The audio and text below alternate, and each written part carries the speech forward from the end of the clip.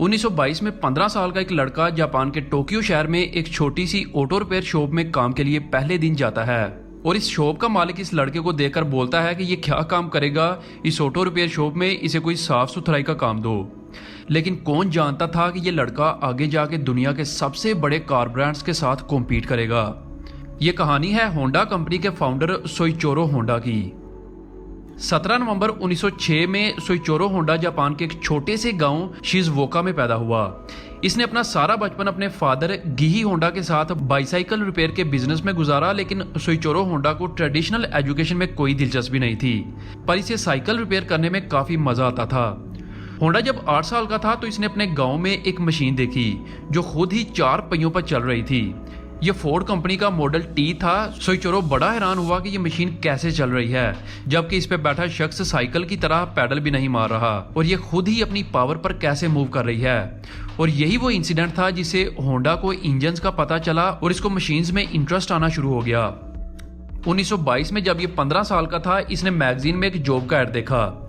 ये टोक्यो में automobile servicing company थी जिसका नाम आर्चकोई था। इस कार बनाने वाली कंपनी में वर्कर्स की जरूरत थी, तो सोइचिरो ने जॉब के लिए इस कंपनी को लेटर लिखा और लकीली कुछ ही दिन में इसे अप्रूवल भी आ गया। और सिर्फ 15 साल की उम्र में ये अपना स्कूल और घर छोड़कर अपने पैशन को फॉलो करता हुआ टोक्यो पहुंच गया। कई महीनों तक वो आर्चकोई की इस वर्कशॉप में काम करता रहा।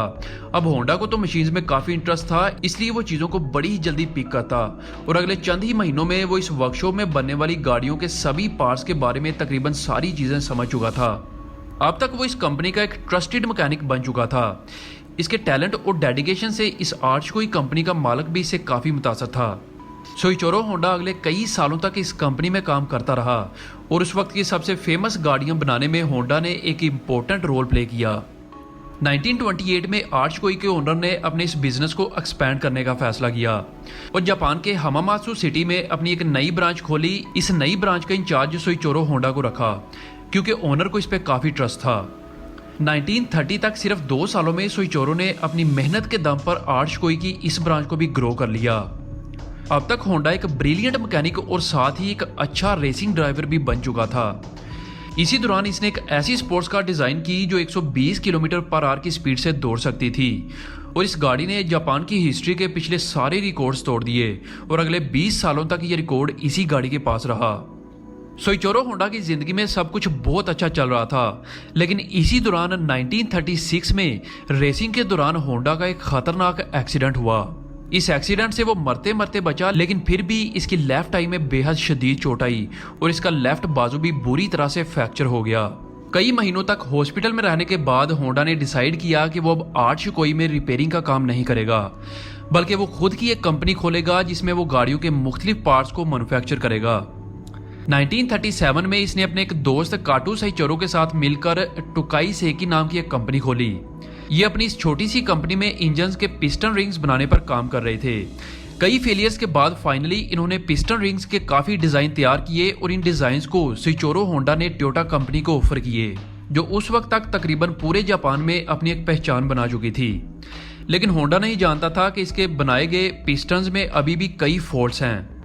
इसलिए टोयोटा ने इन पिस्टन रिंग्स की पुअर क्वालिटी और कई फॉल्ट्स को देखकर इन डिजाइन्स को फौरन रिजेक्ट कर दिया, जिसे देखकर होंडा को काफी बुरा लगा।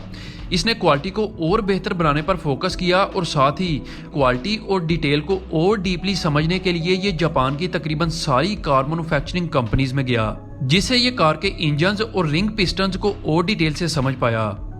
1941 में होंडा ने दोबारा से पिस्टन रिंग बनाकर टोयोटा को भेजा, लेकिन इस बार पिस्टन की क्वालिटी और डिटेल को देखकर टोयोटा ने इसे फौरन अप्रूव कर लिया और साथ ही एक काफी बड़ा ऑर्डर भी सोइचिरो होंडा की कंपनी को भेजा। और देखते ही देखते होंडा की इस कंपनी में 2000 से भी ज्यादा वर्कर्स काम करने लगे। लेकिन इससे पहले कि होंडा कामयाबी की बुलंदियों पर पहुंचता, 1941 में जापान वर्ल्ड वार 2 में आ गया और फैक्ट्रीज में सभी वर्कर्स को मिलिट्री की ट्रेनिंग देकर मिलिट्री में भर्ती कर लिया गया। 3 साल तक इसी तरह चलता रहा। साल आया 1944। अमेरिकन एयर रेड के दौरान एक US B-29 बॉम्बर ने एक सीधा मिसाइल होंडा की फैक्ट्री पे दे मारा, जिससे होंडा का ये प्लांट बुरी तरह से तबाह हो गया। और फिर 1945 में US ने हिरोशिमा और नागासाकी पर 2 एटॉमिक बॉम्ब फेंके, जिससे जापान पूरी तरह से घुटनों पे आ गया। इससे पहले कि यूएस जापान को दुनिया के नक्शे से ही गायब कर देता, जापान ने अमेरिका के सामने सरेंडर कर दिया। जंग खत्म होने के बाद जापान की इकोनॉमी पूरी तरह से खत्म हो चुकी थी। पूरी कंट्री की इंडस्ट्री और इंफ्रास्ट्रक्चर को काफी डैमेज पहुंचा। और वहीं सोइचिरो होंडा ने भी अपनी कंपनी के बचे कुचे शेयर्स टोयोटा को 4,50,000 जापानीज येन में बेच दिए। पेट्रोल की कमी की वजह से जापान में पब्लिक ट्रांसपोर्ट ना होने के बराबर थी और पूरा जापान अपनी हिस्ट्री के सबसे मुश्किल वक्त से गुजर रहा था। पब्लिक ट्रांसपोर्ट ना होने की वजह से लोगों को एक जगह से दूसरी जगह जाने में काफी प्रॉब्लम हो रही थी।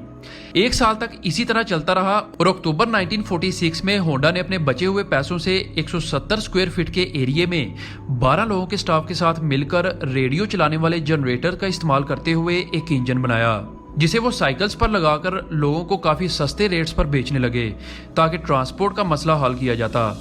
ये इंजन वाली साइकिल लोगों को काफी पसंद आई और डिमांड्स बढ़ने लगी, जिसके बाद होंडा ने खुद के इंजन्स बनाकर इन साइकिल्स को लोगों को बेचना शुरू कर दिए। 3 सालों के बाद 1949 में होंडा ने एक फुल फ्लैश्ड मोटरसाइकिल लॉन्च की, जो फ्रेम और इंजन के साथ एक मुकम्मल बाइक थी, जिसे ड्रीम के नाम से भी जाना जाता था। ये होंडा का डी टाइप मॉडल था। इसके 2 साल बाद 1951 में होंडा की कंपनी ने 4 स्ट्रोक इंजन वाले मॉडल्स बनाना शुरू कर दिए और 1958 तक जब सुपर कप मॉडल जापान में लॉन्च हुआ, इस वक्त तक जापान में होंडा कंपनी मोटरसाइकिल्स की सबसे बड़ी कंपनी बन चुकी थी। 1961 में होंडा ने 125 सीसी और 250 सीसी की कैटेगरी में वर्ल्ड चैंपियनशिप में फर्स्ट पोजीशन ली और यही से होंडा का नाम अब पूरी दुनिया में फेमस होना शुरू हो गया। मोटरसाइकिल इंडस्ट्री में टॉप पर आने के बाद सोइचिरो होंडा ने अपने बिजनेस को पूरी दुनिया में एक्सपैंड करने के लिए ऑटोमोबाइल इंडस्ट्री में कदम रखा, लेकिन उस वक्त जापान में ऑलरेडी टोयोटा और निसान जैसी कंपनीज अपने कदम जमाए बैठी थी, तो वहीं होंडा को मार्केट में कदम जमाने के लिए इन दोनों से कुछ अलग करना था। अगस्त 1963 में होंडा ने अपनी पहली गाड़ी T360 mini pickup truck launch की, जो बुरी तरह से फेल रही। लेकिन इसी साल अक्टूबर 1963 में होंडा ने अपनी दूसरी गाड़ी S500 जो एक स्पोर्ट्स कार थी लॉन्च की, जिसके 1363 यूनिट्स बिके। अगले कई सालों तक होंडा अपनी क्वालिटी और डिजाइन पर काफी काम करता रहा और इसी दौरान इन्होंने कई गाड़ियां लॉन्च की। लेकिन जुलाई 1972 में फर्स्ट जनरेशन होंडा सिविक को लॉन्च किया गया। यह वही होंडा सिविक जनरेशन है जो आज भी पूरी दुनिया में फेमस है और यही होंडा कंपनी का टर्निंग पॉइंट साबित हुआ।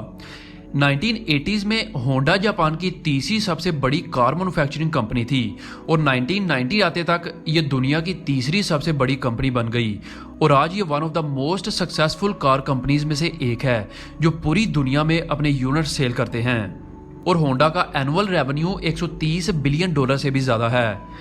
वैसे तो सोइचिरो होंडा की जिंदगी का सफर 1991 में खत्म हो गया, लेकिन इसका नाम हमेशा याद रखा जाएगा।